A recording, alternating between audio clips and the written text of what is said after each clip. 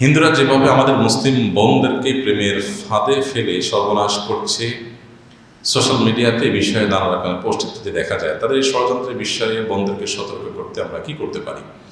শিক্ষার্থী দারুণাজাত কামালসা, দেখুন, কোনো ছেলে নিজেকে হিন্দু হয়ে যদি বলে না আমার ইসলামের প্রতি ভালো লাগায় কাজ করে, তো কোনো মুসলমান মেয়ে যদি তার প্রতি দুর্বল হয়ে পড়ে, এটা তার ভুল। আপনি মুসলমান, ইসলাম আপনার কাছে ভালো লাগে, ইসলাম গ্রহণ করেন, ইসলাম গ্রহণ করেন। আপনি ইসলাম গ্রহণ করেছেন আল্লাহর জন্য, দুনিয়ার কোনো উদ্দেশ্য নাই, এটা আপনি প্রমাণ করেন। এটা আপনি প্রমাণ হয়ে গেলে তারপরে যেখানে আল্লাহ আপনার নসিব রেখেছেন সেখানে বিবাহ হতে পারে। তো অনেক সময় এই ধরনের ফাঁদে মেয়েরা পড়ে, এটা পড়া উচিত না। এই ধরনের অনেকগুলো পোস্ট আমাদেরও নজরে পড়েছে, আপনাদের নজরে পড়েছে যে এ ধরনের দুর্ভাগ্যজনক, খুবই ন্যাক্কারজনক ঘটনা ঘটছে। প্রথম কথা হলো যে এই জাতীয় বিষয়গুলোকে খতিয়ে দেখা আমাদের আইন শৃঙ্খলা রক্ষাকারী বাহিনী ভাইদের কর্তব্য। আমরা তাদের প্রতি আহ্বান রাখতে চাই, তারা যেন এগুলোকে খতিয়ে দেখেন যে এগুলো আসলে কি হচ্ছে, নেপথ্য থেকে কারা কি করছে। একটা কথা আমি প্রায় বলি যে এদেশের মানুষ, সাম্প্রদায়িক সম্প্রীতি এদেশের মানুষের মধ্যে যতটা আছে, আশেপাশে কোনো দেশের মানুষের মধ্যে এটা নাই। যার কারণে আশেপাশের সব দেশের মানুষরা সাম্প্রদায়িক সম্প্রীতির সবক বাংলাদেশের মানুষ থেকে নেওয়া উচিত। বাংলাদেশের মানুষ যতটা সহনশীল সাম্প্রদায়িক সম্প্রীতির ইস্যুতে, এতটা সহনশীলতা আশপাশের কোনো দেশের মানুষ দেখাতে পারে না নিকট অতীতে। হাঙ্গামা, মারামারি, ধর্মীয় আপনার বাড়াবাড়ি করতে গিয়ে রক্তারক্তি, নিরীহদেরকে খুনাখুনি, সকাল বিকাল তাদেরকে হত্যা। বাংলাদেশে বিচ্ছিন্ন ছোটোখাটো ঘটনা ঘটলেও বড় ধরনের কোনো ঘটনা ঘটে। আর বিচ্ছিন্ন ঘটনা যেগুলো ঘটছে সেগুলো আসলে ধর্মীয় কারণে না হয়, রাজনৈতিক এবং স্বার্থসিদ্ধির কারণ থেকেই বেশিরভাগ ঘটনা ঘটেছে, আমরা সবাই কম বেশি জানি। তো এই ধরনের পরিস্থিতির যারা আমাদের পরিবেশ ঘোলা করার চেষ্টা করছে, নানা রকমের উস্কানি দিচ্ছে এবং নানা রকমের সম্প্রীতি নষ্ট হওয়ার মতো কাজ করছে, সেগুলো যদি সিরিয়াসলি আমাদের আইন শৃঙ্খলা রক্ষাকারী বাহিনীর কর্তৃপক্ষ, বিভিন্ন এজেন্সি, দায়িত্বশীল ব্যক্তিবর্গ এবং অথরিটি তারা যদি না দেখেন, তাহলে এটা আমাদের কারোর জন্য কল্যাণ বয়ে আনবে না। এগুলোর মধ্যে কোনটা প্রপাগান্ডা সেগুলো বের করে এনে সেগুলোকে যেমন দৃষ্টান্তমূলক শাস্তি দেওয়া উচিত এবং ঘটনাকে আড়াল না করে প্রকৃতি ঘটনাকেও বের করে আনা উচিত। এটা তাদের কর্তব্য, তারা যেন পালন করে। সেজন্য উদাত্ত আহ্বান থাকবে, না থাকলে তারা সহ আমরা সহ সবাই ক্ষতিগ্রস্ত হব। তাদের কর্তব্য তারা যেন পালন করেন, সেটি আমরা অবশ্যই জোর দাবি জানাচ্ছি। সেই সাথে আমাদের সমস্ত মুসলমানদের লক্ষ্য রাখতে হবে, বিবাহ বহির্ভূত সম্পর্ককে ইসলাম কি করেছে? হারাম করেছে। কেন হারাম করেছে আমরা সবাই জানি। মানুষ, আল্লাহ তাআলা পৃথিবীতে মানুষকে টিকিয়ে রাখবেন, মানব সভ্যতা টিকে থাকবে বৈবাহিক সম্পর্কের মাধ্যমে। বৈবাহিক সম্পর্কের বাইরে গিয়ে বিবাহ বহির্ভূত সম্পর্ক করে মানুষের জেনারেশন পৃথিবীতে টিকে থাকবে না। প্রমাণ কি? প্রমাণ হলো পৃথিবীর যে সমস্ত দেশে বিবাহ বহির্ভূত সম্পর্ককে অ্যাপ্রিসিয়েট করা হয়, বৈধতা দেওয়া হয়েছে এবং সামাজিকভাবে এটাকে দোষে কিছু মনে করা হয় না, সেখানে বিয়ের বালাই নাই, মানুষ কোনো রকম আপনার মিউচুয়াল আন্ডারস্ট্যান্ডিং মাধ্যমে তার কাজ সেরে নেয়। এই সমস্ত জায়গাগুলোতে মানুষের জন্মের হার কমতে কমতে প্রত্যেকটা দেশে এখন ভয়ঙ্কর পর্যায়ে। চায়নার মতো দেশে, যেখানে এত মানুষ, পৃথিবীর সবচেয়ে বেশি মানুষ ঘনবসতি এবং সবচেয়ে বেশি মানুষ যে দেশের, সেরকম দেশেও আপনার তারা ক্রাইসিসে থাকছে, সন্তান জন্মের হার কমে গেছে এবং প্রণোদনা দিয়ে সরকার সন্তান জন্মের হার বাড়াতে পারছে না। জেনারেশনের গ্যাপ তৈরি হচ্ছে, কলকারখানা, দেশ চালানোর মতো লোক পাচ্ছে না, বাহির থেকে লোক আনতে হচ্ছে পৃথিবীর অনেক উন্নত দেশকে। কেন? তাদের দেশে তো এই ক্রাইসিসগুলো ছিল না। কারণ যদি 5টা কারণ থাকে, তার মধ্যে একটা কারণ হলো বিবাহ বহির্ভূত সম্পর্ক হলে মানুষের বাচ্চা কাচ্চা নেওয়ার প্রয়োজন অনুভব করে না, টেন্ডেন্সিটা নষ্ট হয়ে যায়। বৈবাহিক সম্পর্কে যেটা হয়, বিবাহ বহির্ভূত সম্পর্কে সেটা হয় না, কারণ একে অন্যের মধ্যে বিশ্বাসই তৈরি হয় না। বিবাহের মধ্যে আল্লাহ তাআলা বরকত দিয়েছেন। কোরআনে আল্লাহ তাআলা বলেছেন, ওয়াজআলা বাইনাহুমা মাওয়াদ্দাতান ওয়া রাহমা।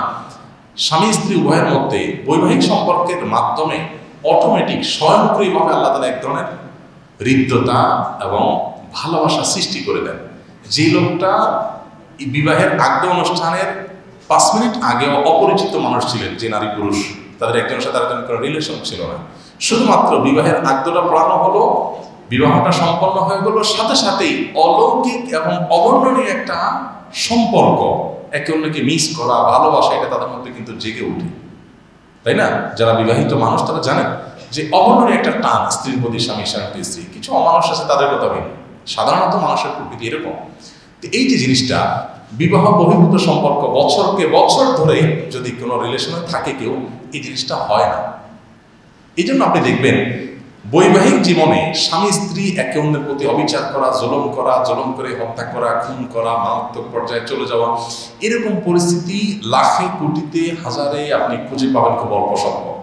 আর তথাকথিত এই প্রেমের সম্পর্ক বিবাহ ছাড়া যেটা করে, এটার মাধ্যমে যে রিলেশনগুলো হয়, এই রিলেশনগুলোতে আপনি প্রায় দেখবেন ধোঁকা, প্রতারণা, আজকে ছেঁকা খাইছে, কালকে ছেড়ে দিয়ে চলে গেছে, তলে তলে আরেকজনের সাথে করছে। বৈবাহিক জীবনেও হয়, কিন্তু এখানে তার তুলনায় অনেক বেশি হয়। কারণ স্বামী স্ত্রীর পরস্পর সম্পর্কের মধ্যে সামাজিক একটা কমিটমেন্ট থাকে। সমাজের মানুষদের উপস্থিতিতে, সাক্ষী আপনার শহুদের উপস্থিতিতে, সবার মধ্যস্থতায়, দ্বিপাক্ষীয় প্রচেষ্টায়, দুইটা ফ্যামিলির বন্ধনের মাধ্যমে এই সম্পর্কটা গড়ে ওঠে। এখানে একটা সামাজিক দায়বদ্ধতা আসে।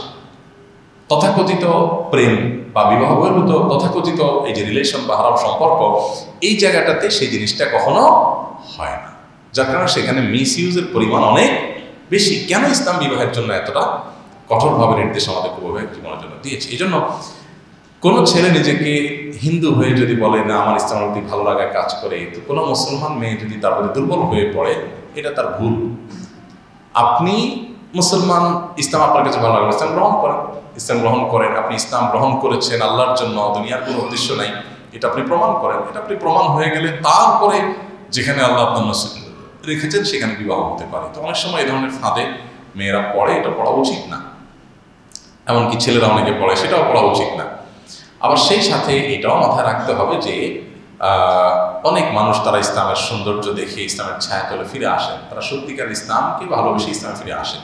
তো এই সত্য মিথ্যা নিরূপণ করার মতো সময় সুযোগ আমাদের দিতে হবে, নিতে হবে, তাহলে সেক্ষেত্রে ভুলগুলো হবে না। সবচেয়ে বড় কথা হলো যে বিবাহ বহির্ভূত সম্পর্ককে আমি না করলেই এই সমস্যাগুলোর সমাধানের পথ এমনিতেই চলে আসবে। এই জাতীয় যত কেস, যত ঘটনা আমি দেখেছি সোশ্যাল মিডিয়াতে, কোনটা সত্য কোনটা মিথ্যা তা আল্লাহ ভালো জানে, আমি তার পরখ করতে পারি না, কিন্তু জেনারেলি দেখার পর আমি দেখেছি যে প্রায় 99% বিষয়গুলো হলো বিবাহ বহির্ভূত। আপনি ধর্মের নামে আপনার বিবাহ বহির্ভূত সম্পর্ক করতে বলছে কি? একটা ছেলে ইসলামের দিকে অগ্রসর হচ্ছে বা একটা মেয়ে ইসলামের দিকে অগ্রসর হচ্ছে, এটা দেখে আপনি তার সাথে প্রেম করলেন, জায়েজ হয়ে যাবে? বুঝলেন না আমার কথা? এটা আপনার জন্য হারাম। আপনি হারাম করলে বেরাম তো হবেই। হারাম করলে হারামের প্রায়শ্চিত্ত আপনি ভোগ করছেন। বিধায় আমাদের সবারই সাবধান হওয়া উচিত।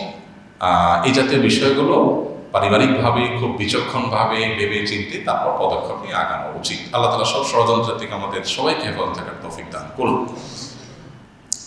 3 বছর বিবাহ, 1 বছর যোগাযোগ ছিল, 2 বছর নাই, তালাক দেওয়া যাবে কিনা? তালাকের মাসআলাগুলো আপনারা আমাদের কাছ থেকে দেখে জেনে নেবেন। এখন তালাক দেওয়া যাবে কি যাবে না, শুধুমাত্র এই 3 লাইনের একটা সংক্ষিপ্ত কথায় তো একটা সম্পর্ক ভেঙে দেওয়া যাবে কি যাবে না এটা বলে দেওয়া যাবে না। এত সহজ না। একটা সম্পর্ককে ভেঙে দেওয়ার জন্য আমি এই 5-7-10 শব্দে লেখা একটা লেখা দেখে আমি বলে দিব হ্যাঁ দেন ভেঙে, এত সহজ না তো। আপনি এই বিষয়গুলো পুরো ডিটেইল কোনো আলেমের সাথে দেখা করে বলবেন। আসুন্নাহ ফাউন্ডেশনে আমাদের অফিস টাইমে ওলামা একরাম থাকেন এই জাতীয় পরামর্শ দেওয়ার জন্য। অফিস টাইমে শুক্রবার ছাড়া যে কোনো দিন গেলে ইনশাআল্লাহ ওলামা একরাম আপনাদেরকে সময় দিবেন ইনশাআল্লাহ। সেখানে বসে আপনারা পরামর্শ করতে পারেন, নিজের এলাকা আলেম ওলামা ইমামদের সাথে পরামর্শ করতে পারেন, বিচক্ষণ বিদগ্ধ মানুষদের সাথে বুদ্ধি করতে পারেন। যে 3 বছর বিবাহের মধ্যে মাত্র 1 বছর যোগাযোগ ছিল, 2 বছর ধরে কোনো যোগাযোগ নাই, ছেলের পক্ষ থেকে নাকি মেয়ের পক্ষ থেকে এই যোগাযোগ নাই যে কেন হয়েছে। যদি আপনি নিরুপায় হন তাহলে অবশ্যই তালাক বা বিচ্ছেদের উদ্যোগ নিতে পারবেন, কিন্তু তার আগে আপনাকে অনেক কেন কিন্তু যদি ভাবতে হবে, চিন্তা ভাবনা করতে হবে তারপরে। কারণ বিবাহের সম্পর্ক ভেঙে ফেলা এটা অত্যন্ত অপছন্দনীয় বৈধ কাজ, আল্লাহ পছন্দ করেন না, কিন্তু প্রয়োজন হলে সেটা করা যেতে পারে, এরকম একটা কাজ। এজন্য এটা হুট করে করার জিনিস না। শেষ প্রশ্ন, আমি চার্টার্ড অ্যাকাউন্টেন্ট বা সিএ পড়ছি, সিএ হতে আমাকে একটি অডিট ফার্মে 3 বছর কাজ করতে হবে, যাকে আর্টিকেলশিপ বলে। উক্ত সময়ে আমাকে ব্যাংকেও অডিটে পাঠাতে পারে। অডিটের কাজ হলো প্রতিষ্ঠানগুলো তাদের হিসাবগুলো, হিসাব বিজ্ঞান নীতিমালা ও প্রতিষ্ঠানের জন্য বিদ্যমান নীতিমালা মেনে করছে কিনা তা চেক করা। যদি বিচ্ছেদ পাওয়া যায় তাহলে উক্ত কোম্পানিকে সংশোধন করতে বলা, সংশোধন না করলে এই মর্মে রিপোর্ট প্রকাশ করা যে উক্ত প্রতিষ্ঠানের হিসাব বিকাশ সঠিক নয়। যাতে অডিট রিপোর্টে, যেটাকে অডিট রিপোর্ট বলে, সিএ পড়াকালীন আমাকে কোনো ব্যাংকে পাঠানো হয়, তাহলে তাকে আমার জন্য জায়েজ হবে কিনা। দেখুন, যেটুকু বুঝতে পেরেছি আমি সেটুকুর আলোকে বলতে পারি যে হিসাবগুলো ঠিকমতো রাখছে কি রাখছে না, জাস্ট এটা আপনি যদি দেখা হয় সেখানে আসলে কোনো সুদের সাথে প্রত্যক্ষ সহযোগিতার ব্যাপার যদি না থাকে তাহলে এটা জায়েজ হতে পারে। আর যদি সুদের সাথে প্রত্যক্ষ সহযোগিতা হয় তাহলে সেটা না জায়েজ। কিন্তু যদি এমন হয় আপনার পুরো কাজের মধ্যে এইটুকু হতেও পারে, নাও হতে পারে, তো এইটুকুর কারণে আপনার সিএ পড়া বা এই আপনার অডিট ফার্মের সাথে কাজ করা আপনার নাজায়েজ হবে না। তবে আপনি চেষ্টা করবেন যত সম্ভব এগুলোকে অ্যাভয়েড করার যদি সম্ভব থাকে। জাযাকুমুল্লাহ খাইর। সুবহানাল্লাহ ওয়া বিহামদিহি সুবহানাল্লাহ।